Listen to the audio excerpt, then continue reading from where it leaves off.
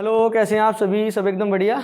चलो आज हम अपना शुरू करने वाले हैं question number 13 exercise 5.2 arithmetic progression हमारा चल रहा था। क्या बोला है? बोला गया है how many 3 digit number are divisible by 7। 7 से 3 डिजिट के वो कितने नंबर हैं जो डिवाइड होते हैं? भैया 3 डिजिट का जो नंबर है वो 100 से शुरू हो जाता है और 999 पे ख़त्म होता है। बट ना ही तो 100 7 से डिवाइड हो रहा है और ना ही 999 7 से डिवाइड हो रहा है। तो अपने को सबसे पहले जो करना है वो ये काम है, इन दोनों नंबर के बीच में सबसे पहले जो नंबर आता है जो 7 से डिवाइड हो वो लिखो, और सबसे बाद जो नंबर आता है जो 7 से डिवाइड है वो लिखो। तो 100 और 999 के बीच में जो सबसे पहला नंबर है वो आता है 105। समझ गए आप लोग? यस। लास्ट में जो नंबर आता है वो आता है 994। आप चेक कर लेना, यही आते हैं, ठीक है। और एक बात और याद रखेंगे, उसने बोला है डिविजिबल बाय 7। वो जिससे भी डिवाइड करने के लिए बोल रहा है अपने को उसे ही अपना कॉमन डिफरेंस मान लेना है। ऐसा क्यों? ऐसा ही देखो, ध्यान से सुनना। 105 7 से डिवाइड हो जाता है, 994 भी 7 से डिवाइड हो जाता है। 105 से पहले ऐसा कोई भी नंबर नहीं है 3 डिजिट का जो 7 से डिवाइड हो। 994 के बाद कोई भी ऐसा नंबर नहीं है 3 डिजिट का जो 7 से डिवाइड हो रहा हो। तो इन 3 डिजिट के बीच में ही, इन 3 डिजिट नंबर जो हमने लिखे हैं पहला और लास्ट का, इनके बीच में ही 105 और 994 वो नंबर हैं जहाँ से स्टार्ट और ख़त्म हो रहा है जो नंबर 7 से डिवाइड होता है। बात समझ में आ गई? Yes sir. तो अपने को इससे कोई मतलब नहीं होना चाहिए, आप इसको रफ करो। हमारे पास हमारा सबसे पहला नंबर आ गया जो 7 से डिवाइड हो रहा हो, और सबसे बाद वाला नंबर भी आ गया जो 7 से डिवाइड हो रहा हो, और हमारा कॉमन डिफरेंस भी कितना रहने वाला है जिससे हम डिवाइड करना चाहते हैं, किससे? 7 से। ठीक है। अब ये अपना एक एपी बन जाएगा। कैसे बनेगा? ध्यान से सुनो। 105, यस सर 105। 105 में 7 ऐड करो 112, फिर 7 ऐड करो, ऐसे ही करते जाएंगे ना। यस। तो 119 डॉट डॉट डॉट, और लास्ट में जाके जब आप चेक करोगे तो 994 ही आएगा। ऐसा ही हर एक क्वेश्चन में ऐसा ही करना है। वो कभी बोलेगा 7 से डिवाइड हो रहा है, वो कभी बोलेगा 2 से डिवाइड हो रहा है। तो अपने को कुछ नहीं करना, सबसे पहले ये चेक करना है कितने डिजिट का वो नंबर पूछ रहा है, वो 2 नंबर लिखो, और फिर दिमाग लगा के इन दोनों नंबर के बीच में सबसे पहला और सबसे लास्ट का वो नंबर लिखो जो डिवाइड होता है। वो किससे भी डिवाइड करने के लिए बोले आपको, 7 से बोले, 2 से बोले, 3 से बोले। 2 से बोलेगा तो 2 से डिवाइड होने वाला सबसे पहला और सबसे लास्ट का नंबर लिख देना। 7 से बोला है तो 7 से डिवाइड होने वाला सबसे पहला और सबसे लास्ट का नंबर हमने लिखा। कॉमन डिफरेंस हम उसी को मानेंगे जिससे वो डिवाइड करने के लिए बोल रहा है, और उसी की हेल्प से एक एपी बना देंगे। यस, बिल्कुल सही बात है। और अब आपको ये total number of terms calculate करना है, और एपी का total number of terms calculate करना बड़ा ही आसान है। जो लास्ट में गिवन है हमने बताया था उसको an मानो, और a + n-1 इंटू डी वाला फॉर्मूला लगा दो। तो an कितना हुआ सर? an हुआ 994 इज इक्वल टू a हुआ 105, प्लस इसके लिए n की वैल्यू कैलकुलेट कर दो, और कॉमन डिफरेंस अपना 7 है। 105 इधर ले गया और 994 minus 105 is equal to n-1 multiply by 7। अब इसको माइनस करो, कितना बचेगा? ये सर ये बचेगा 889 is equal to n-1 multiply by 7। समझ गए आप लोग? 7 से अब डिवाइड करना है। 889 divided by 7 is equal to n-1। क्या आपको इससे नीचे का दिखाई दे जाएगा? नहीं सर, इससे नीचे दिखाई नहीं देगा, तो आप यहाँ से ही ख़त्म करें। इसको डिवाइड करते हैं। 7 × 7, तो यहाँ पे 1 बचेगा, 7 × 2 = 14, 4 बचेगा, 7 × 7 = 49 इज इक्वल टू n-1। 1 को इधर लेके आते हैं, 127 + 1 इज इक्वल टू n। ये वैल्यू आ गई 128 इज इक्वल टू n। तो n की वैल्यू हमारे पास 128 आ गई है। किसके लिए आई है सर? ये 994 के लिए आई है। 994 के लिए n की वैल्यू 128 आई है। मतलब जो 994 है वो कौन सी पोजीशन पे है सर? वो 128 पोजीशन पे है। मतलब उससे पहले 127 टर्म रही होंगी, और 128 वाली जो टर्म है वो अपनी 994 है। मतलब टोटल टर्म तो यही होगी ना 128। 994 तो लास्ट वाली टर्म है, उसके बाद तो कोई टर्म है ही नहीं। तो लास्ट वाली टर्म के लिए आप उसकी पोजीशन निकाल देना। तो लास्ट वाली टर्म के लिए हमारी पोजीशन कितनी बनी? 128। तो टोटल टर्म ही कितना हुआ? 128। यही अपना आंसर है। देखो बड़ा ही आसान है, कुछ भी मुश्किल नहीं है। थोड़ा सा दिमाग लगा के थोड़ा धैर्य रखो और करोगे तो हो जाएगा। अपने को जिससे भी डिवाइड करने के लिए बोलेगा उसको अपना कॉमन डिफरेंस कंसिडर कर लेना। कई बार वो डिविजिबल बोलेगा, कई बार वो ऐसे बोलेगा मल्टीपल ऑफ दिस नंबर, तो मल्टीपल बोलेगा तब भी तरीका यही है, वो मल्टीपल वाले को कॉमन डिफरेंस कैलकुलेट करना, सबसे पहला नंबर लिखना जो मल्टीपल या डिविजिबल हो रहा हो, सबसे लास्ट का नंबर लिखना जो मल्टीपल या डिविजिबल हो रहा हो, और बस उसी से क्वेश्चन खत्म हो जाता है। आपको ये वाली बात समझ में आई क्या? चलो मैं रफ कर देता हूँ, हम क्वेश्चन नंबर 14 की तरफ चलते हैं। Note it down fast. देखिए क्वेश्चन नंबर 14 आप खुद उड़ा देंगे। कैसे करेंगे सर? अरे बड़ा आसान है यार, फिर भी सर एक बारी बता दो। चलो 10 से शुरू किया है और भैया 250 पे ख़त्म करना है। सुनो क्या बोला है उसने बोला है how many multiple of 4 lie between 10 and 250। 10 और 250 के बीच में 4 के कितने मल्टीपल लाई करेंगे? ना ही तो 10 4 का मल्टीपल है और ना ही 254 का मल्टीपल है। बिल्कुल सही बात है सर। कैसे हो? अरे मल्टीपल जो होता है वो क्या होता है, मतलब उसके टेबल में आ रहा हो, ठीक है। अगर टेबल में नहीं आ रहा तो उससे डिवाइड हो जाता है, तब कैलकुलेट कर सकते हैं। 10 जो है 4 के टेबल में नहीं आता और 10 को 4 से डिवाइड करेगा तब भी काम नहीं चलेगा ना। 250 जो है 250 भी 4 के टेबल में नहीं आता और 4 से डिवाइड करेगा तब भी काम नहीं चलेगा। तो ऐसे हम कैलकुलेट कर सकते हैं कि ना ही तो 10 4 से डिवाइड हो रहा है और ना ही 250 4 से डिवाइड हो रहा है। चलो ये तो खैर आसान बात है, क्या बता रहे हैं हम। 10 के बाद जो नंबर सबसे पहला पड़ता है जो 4 से डिवाइड हो रहा हो या फिर 4 का मल्टीपल हो, अपने को 4 का मल्टीपल कैलकुलेट करना। हाँ तो मल्टीपल ध्यान रखेंगे, डिविजिबल नहीं, अब ध्यान रखना है। जो 4 का मल्टीपल है वो क्या है? 12। 4 3 12 होता है। बिल्कुल सही बात है सर। 10 और 12 के बीच में 11 आता है, 11 4 का मल्टीपल नहीं है। उसके बाद लास्ट वाला नंबर हम लिखेंगे 250 से पहले चेक करेंगे। 250 से पहले चेक करो 248। अरे हाँ इतना दिमाग लगा लिया होगा।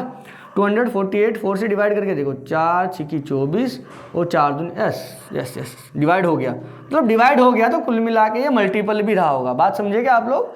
248 मल्टीपल है 4 का, 4 की मल्टीप्लाई 62 से करेंगे तब जाके 248 बन जाएगा। तो 10 और 250 के बीच में 12 और 248 दो ऐसे नंबर हैं जो हमारे डिवाइड हो जाते हैं 4 से। बात समझ में आ गई ना तुम्हारे? यस सर बिल्कुल समझ में आ गई। 2 नंबर गिवन थे, उन दोनों नंबर के बीच में सबसे पहला और सबसे लास्ट का वो नंबर लिखा है जो 4 का मल्टीपल हो, और डिविजिबल भी होते हैं 4 से। अपने को अभी मल्टीपल याद रखना है तो मल्टीपल की ही कहानी करने वाले। तो 12 भी 4 का मल्टीपल है, 248 भी 4 का मल्टीपल है। और याद रहे जो मल्टीपल दे के रखेगा, हमने बताया था जो डिविजिबल बाय दैट नंबर वो भी कॉमन डिफरेंस। मल्टीपल ऑफ किसी भी नंबर का मल्टीपल बोले, यहाँ 4 का बोला है तो अपने को 4 को ही कॉमन डिफरेंस कंसीडर करना है। बात समझ गए? हाँ आसान तरीके से ऐसे ही याद रखना। तो एपी बन जाएगी, बिल्कुल बन जाएगी सर। कैसे बनेगी सर? 12 4 ऐड करेंगे 16 और ऐसी ही अपनी कहानी चलती जाएगी। बिल्कुल सही बात है। और लास्ट में बचेगा 248। क्या पहले वाला क्वेश्चन नहीं बन गया? बिल्कुल बन गया।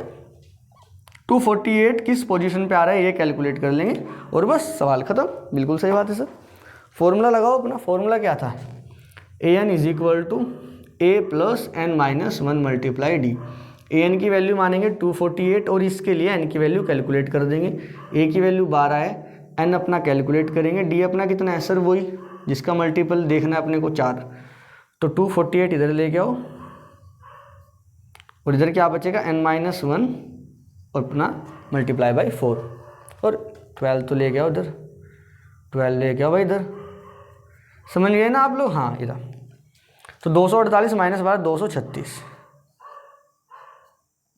n माइनस 1 मल्टीप्लाइड बाई 4 से डिवाइड करो 236 divided by 4 is equal to n minus 1। चलो डिवाइड करते हैं। 4 पंजे 20, 4 निम 36 is equal to n minus 1। Divide करना ना 49 आ जाएगा, 1 इधर लेके आओ। 59 plus 1 is equal to n। n की वैल्यू क्या आ गई? 60। मतलब साहब ये है कि 248 कौन सी पोजीशन पे? 60th position, 60th।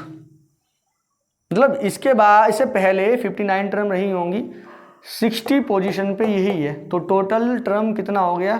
Total number of term कितना हुआ? 60। यही हमारा आंसर। ऐसे ही करना है, ऐसे ही करना है। अपने को कुछ ज़्यादा नोटंकी नहीं करनी, सीधा सीधा नंबर लिखने, फॉर्मूला लगाना है और बस पूरे नंबर मिल जाएंगे। ठीक है, बिल्कुल सही बात है, मैथमेटिकली करेक्ट है ना, एग्जाम में पूरे नंबर मिलते हैं। लैंग्वेज इधर उधर हो जाती है, कोई दिक्कत वाली बात नहीं, इसमें लैंग्वेज नहीं भी लिखेंगे तब भी काम चलेगा। चलो क्वेश्चन नंबर 15 की तरफ चलते हैं। क्वेश्चन नंबर 15 को भी देखते हैं क्या कुछ ये बोल रहा है। जिसने बोला for what value of n, n की किस वैल्यू के लिए are the nth term of the two APs equal.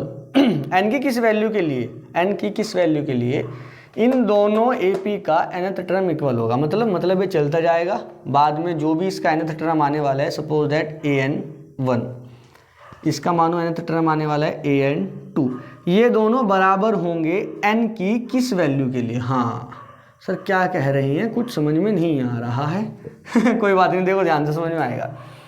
AP given है एक, ठीक है सर, एक एपी ये गिवन है, इसकी nth टर्म इक्वल रखो, उसने बोला है nth टर्म इक्वल, तो nth टर्म इसका इक्वल करते हैं। उसके लिए जरा चेक करते हैं क्या कुछ होने वाला है, ध्यान से देखना। तो भैया गिवन दैट, क्या गिवन है, given that nth term of two APs are equal, nth term क्या भैया इक्वल है, therefore A1 plus n -1 into D1 is equal to A2 plus n -1 into D2। बात समझ में आई तुम्हारे, क्या क्या कुछ बोल रहे हैं। देखो इसमें हमने फॉर्मूला लगाया a plus n minus one into d, इसमें भी फॉर्मूला लगाया a प्लस, अलग अलग करते हैं। चलो रुको, ऐसे आप कंफ्यूज हो जाओगे, अलग अलग करते हैं। देखो ध्यान से, ये वाली एपी देखो, ये वाली एपी फॉर फर्स्ट एपी, शुरू वाली एपी के लिए an is equal to a plus n minus one into d, बिल्कुल सही बात है। a कितना है 63 प्लस n कितना है नहीं पता सर कितना है, हमें क्या पता कितना है, एन ही रखो। डी कितना है 65 माइनस 63 2, थोड़ा सोल्व करो इसको। 63 plus 2n minus 2, 63 minus 2 61 plus 2n, an के बराबर चल रहा है, बिल्कुल सही बात है। यहाँ पे रुक जाओ आप। 4 सेकेंड एपी, दूसरी वाली एपी की थोड़ी चर्चा हम कर लेते हैं। सेकेंड एपी में भी same, an is equal to a plus n minus one multiplied by d. an ही रहने दे सर, a की वैल्यू चेंज हो जाएगी यार, 3 plus n minus one, n अपने को क्या पता यार क्या है, एन क्या है, डी कितना है सर 3 है डी। अरे क्या कर रहे हैं सर, 7 है 7, 10 माइनस 3 7, सर कैलकुलेशन नहीं आती आपसे, गड़बड़ कर रहे हो।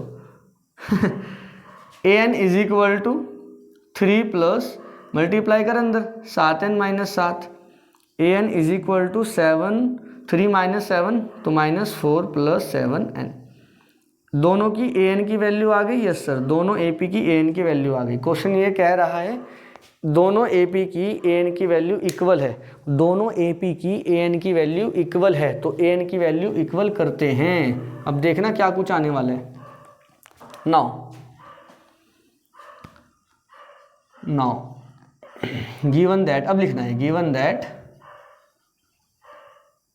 nth term of both APs are equal, nth term जो है वो इक्वल है, therefore इसलिए ये वाली टर्म और ये वाली टर्म दोनों को इक्वल रख सकते हैं, बिल्कुल रख सकते हैं, जो उसने बोला भाई करना तो पड़ेगा। 61 प्लस 2n बराबर -4 प्लस 7n, 2n को उधर लेके जाते हैं, 4 को उधर लेके आते हैं। 61 plus 4 7n minus 2n, 61 plus 4 65 is equal to 5n, 5 से डिवाइड करो 13 आ जाएगा, कितना आ जाएगा, n की वैल्यू कितनी आ गई 13। बस यही अपना आंसर है। एक बार मैं आंसर चेक कर लेता हूँ, यही आ रहा है क्या, यस सर यही आ रहा है, बिल्कुल यही आ रहा है। बेहद आसान क्वेश्चन है, कुछ भी मुश्किल नहीं है, बस थोड़ा सा आपको शुरू में दिक्कत कर सकता है। उसने बोला है n की किस वैल्यू के लिए AP का दोनों nth टर्म बराबर है। अपने को क्या करना है, दोनों nth टर्म निकालने हैं, इसकी भी nth टर्म निकालनी है, इसकी भी nth टर्म निकालनी है। 2 nth टर्म हमारे पास आ गई, दोनों nth टर्म को उठा के बराबर रखते हैं, वहाँ से n की वैल्यू कैलकुलेट करते हैं। 13th टर्म, जो 13वां टर्म जो होगा ये वाली AP का भी और वो वाली AP का भी बराबर होगा। कैलकुलेट कर लेना। देखो चाहे कैलकुलेट कर, उसने बोला नहीं है फिर मैं बता देता हूँ। A13 is equal to A plus 12D। A कितना है 63 प्लस 12 मल्टीप्लाई D 65 माइनस 63 2, तो कितना आ जाएगा 63 प्लस 12 दूनी 24, 4 और 3 7, 6 और 2 8, 87 आ गया। उसका कैलकुलेट करो। A प्लस 12D, A 3 है, 12 मल्टीप्लाई 7, 3 प्लस 12 मल्टीप्लाई 7 84, इसको कैलकुलेट करो 87। क्या बात समझ में आई? हाँ बिल्कुल सही बात है, दोनों का जो 13 टर्म है वो दोनों का बराबर और कितना है 87, बिल्कुल सही बात है। चलो क्वेश्चन नंबर 16 17 18 ये सब खत्म करते हैं हम लोग। सारे इंपॉर्टेंट क्वेश्चन है भाई, यहाँ से ध्यान रखना। क्वेश्चन नंबर 16 भी खत्म करते हैं। 16 क्वेश्चन में लिखा है determine the AP whose third term is 16 and the 7th term exceed the 5th term by 12। बड़ा ही आसान है, ऐसा क्वेश्चन आप पहले भी करके आए हैं, कुछ मुश्किल काम नहीं है, आसान है। ध्यान से देखो,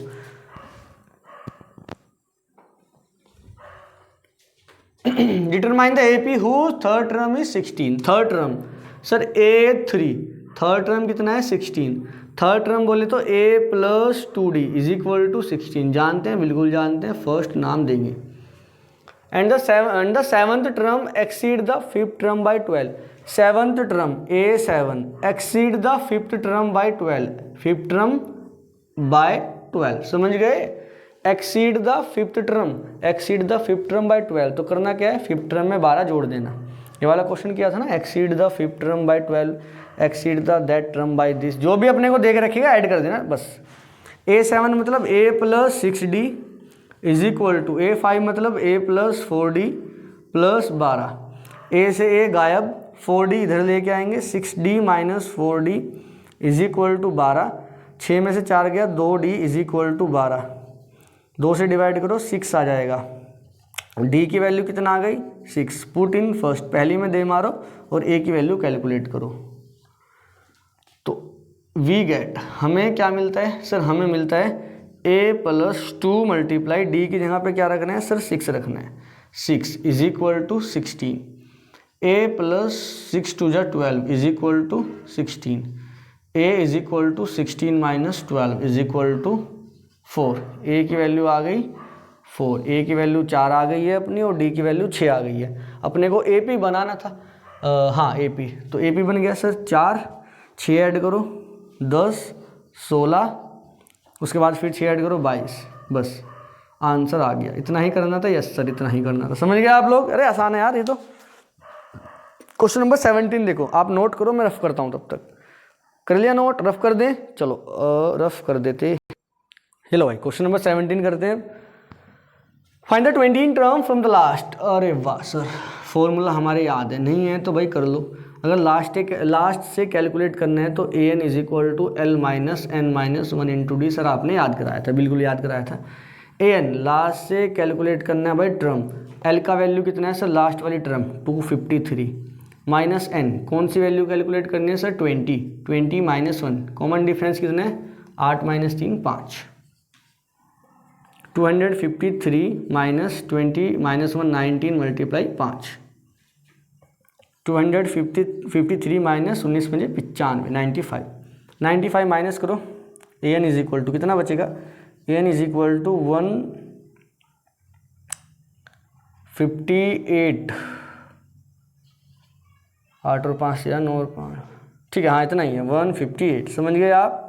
ये 13 में से 5 गए 8 और ये, ठीक है ओ सही है, समझ गए? ईजी है, हाँ ये तो बिल्कुल आसान है यार, ये तो हो गया। चलो 18 की तरफ चलते हैं। चलिए क्वेश्चन नंबर 18 करते हैं। 18 क्वेश्चन हमने लिखा नहीं है, मैं पढ़ देता हूँ, हम इसको ऐड कर देंगे इधर ही, ठीक है? इधर देखो, the sum of 4th term and the 8th term, 4th term और 8th term, 4th term A4 और 8th टर्म A8, दोनों का सम गिवन है। The sum of 4th term and 8th term of an AP is 24, दोनों को add करके बना है 24। आगे पढ़ो, इसको सोल्व कर लो पहले। A4 का मतलब A प्लस 3D, A8 का मतलब A plus 7D is equal to 24, yes sir. A और A बन गया सर 2A प्लस 3 और 7 और 7 और 3 10D इज इक्वल टू 24। पूरी इक्वेशन को 2 से डिवाइड कर सकते हैं, बिल्कुल कर सकते हैं। a प्लस 2 5 ज़ा 10, 2 से डिवाइड करोगे 12, इक्वेशन नंबर फर्स्ट बन गया, बिल्कुल सही बात है। आगे देखो ध्यान से, and the sum of sixth term और उसका सम करना है 10th टर्म के साथ। The sum of 6th and 10th term is 44। ये कितना गिवन है? 44। इंपॉर्टेंट क्वेश्चन है। a6 का मतलब a प्लस 5d, a10 का मतलब a plus 9d is equal to 44। a और a ये बन गया 2a प्लस 9 और 5 14d इज इक्वल टू 44। पूरी इक्वेशन को 2 से डिवाइड करो, 2 एकम 2, 2 7 ज़ा एंड 2 2 ज़ा 2 2 ज़ा, ये बन गया इक्वेशन नंबर सेकंड। दोनों को सोल्व करते हैं। On solving first and second, पहली और दूसरे को सोल्व करने पे देखो ऐसे सोल्व कर सकते हैं हम। कैसे सर? एलिमिनेशन मेथड से। फर्स्ट है a plus 5d is equal to 12, second है a plus 7d is equal to 22। ये आता है क्या? अरे आना चाहिए यार, इधर देख, माइनस माइनस माइनस ये गायब हो गया। Yes sir. -7 plus 5 sir -2d बचेगो। Yes sir. इसको माइनस करो सर, माइनस के 10 बचेगा, माइनस से माइनस गायब कर दो, 2 से कैंसिल करो, 2 5 2 5 ज़ा 10। डी की वैल्यू कितनी आ गई सर? डी की वैल्यू आ गई अपनी 5 को उठाओ, दे मारो क्वेश्चन नंबर फर्स्ट में। ऐसा ही तो करते हैं हर बार। पुट इन इक्वेशन फर्स्ट, पहली वाली इक्वेशन में रखते हैं। रखते ही हमें क्या मिलने वाला है? कुछ ना कुछ तो मिलेगा सर। 5 यहाँ रखो, 5 5 ज़ा, अरे वाह सर 25 हो गया। डी की जगह 5 रखते हैं, is equal to 12। a plus 5 5 ज़ा 25 is equal to 12। a is equal to 12 minus 25 is equal to, sir ये क्या लिख दिया आपने? 12 माइनस 25 इज इक्वल टू 13। समझ गए? समझ गए।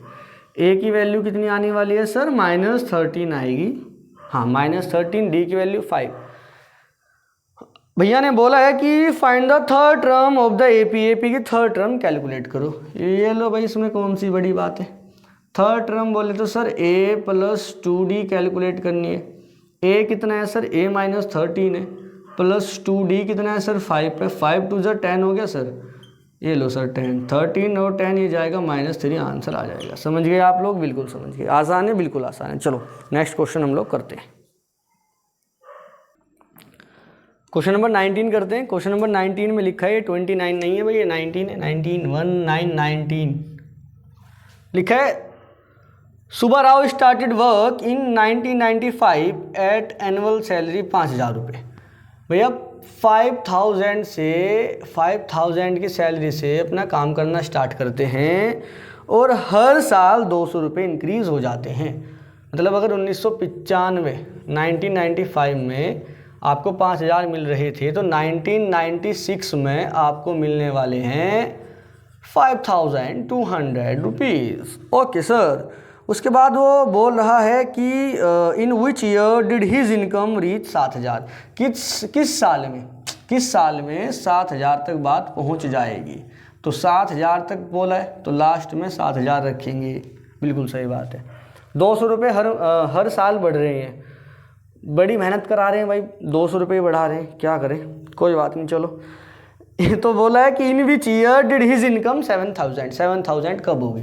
सर ये इसके लिए निकाल देंगे कब पहुंचा होगा यहाँ तक। यहाँ से यहाँ तक 1 साल लगा होगा, फिर 2 साल 3 साल, ऐसी चलती जाएगी बात। तो भैया ये किस पोजीशन पे है वो कैलकुलेट कर देंगे। ये किस पोजीशन पे है? जब हम ये कैलकुलेट करते हैं तो इसको an मान लेते हैं, a plus n minus 1 into D बन जाता है। देखो AP बन रहा है, कॉमन डिफरेंस कितना है? 200 का। 5,000 5,200 5,400 ऐसे बात चलेगी। 200 का कॉमन डिफरेंस आ रहा है। an को 7,000 रखते हैं, a की वैल्यू 5,000 रखते हैं। इसके लिए n कैलकुलेट कर देते हैं और 200 रुपये का कॉमन डिफरेंस है। बिल्कुल सही बात है सर। 5,000 इधर लेके आते हैं सर, ये माइनस हो जाएगा। यस सर बिल्कुल हो जाएगा। Is equal to n minus 1 multiplied by 200, minus करो 2,000 बचेगा। Yes sir. Is equal to n minus 1 multiply by 200 से डिवाइड करो 2,000 divided by 200 is equal to n minus 1। 2 0 से 2 0 गायब, 2 से कैंसिल करोगे 10 आ जाएगा।